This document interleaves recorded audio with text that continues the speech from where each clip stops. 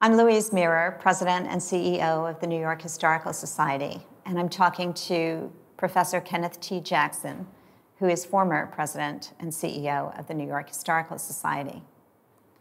Ken, you were President of the Historical Society on September 11th, 2001. What were you thinking and feeling in that role on that very tragic day? It was an event of surpassing importance. New York has not had many horrible disasters in its history. We'd had a few, the Great Fire of 1835, the Triangle Fire, a few other things, but it was, and about which there's relatively little physical remnant, that this was an event that was clearly important, and we are the New York Historical Society, and we should think about and actually do something about collecting whatever we could.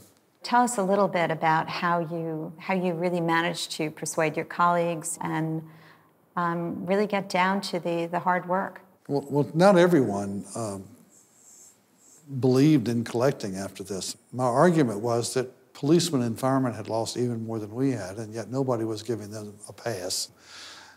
And not to put historians in the same category in a tragedy, but this was our job.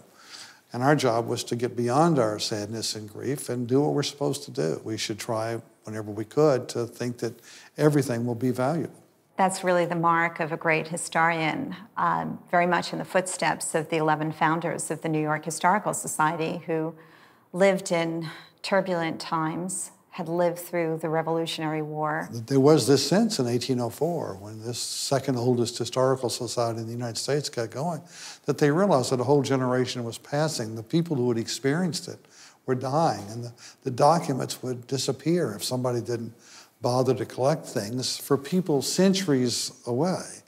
And in the same way, the tragedy of the World Trade Center on September 11 will be remembered centuries from now. The artifacts and some of the things that we have, I think, will still have resonance to them long after we're and our grandchildren are all gone.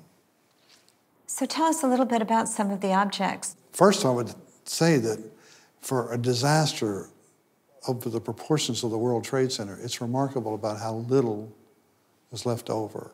Among the things we have are the Venetian blind, which was from an office in number 1 World Trade Center, which was blown free and landed in a tree.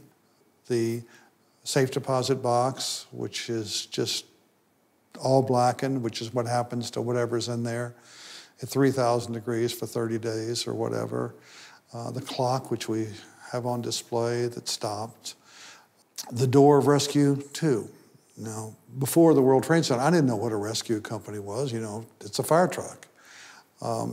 But it turns out that rescue companies in New York are elite firefighters. They don't have hoses and they don't have ladders. All they have is axes and stuff like this. Their job was to get to the people who were trapped. So this ordinary looking door here, which is not much indented in, is sort of a memorial to really all 343 firefighters, but especially to all the rescue firefighters who all gave their lives that day.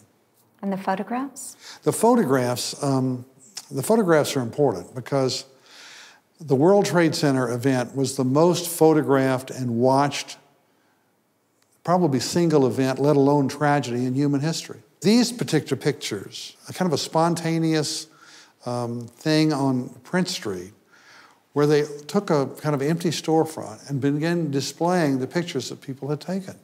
And they would rotate the pictures, and they were hanging, and there were thousands of them.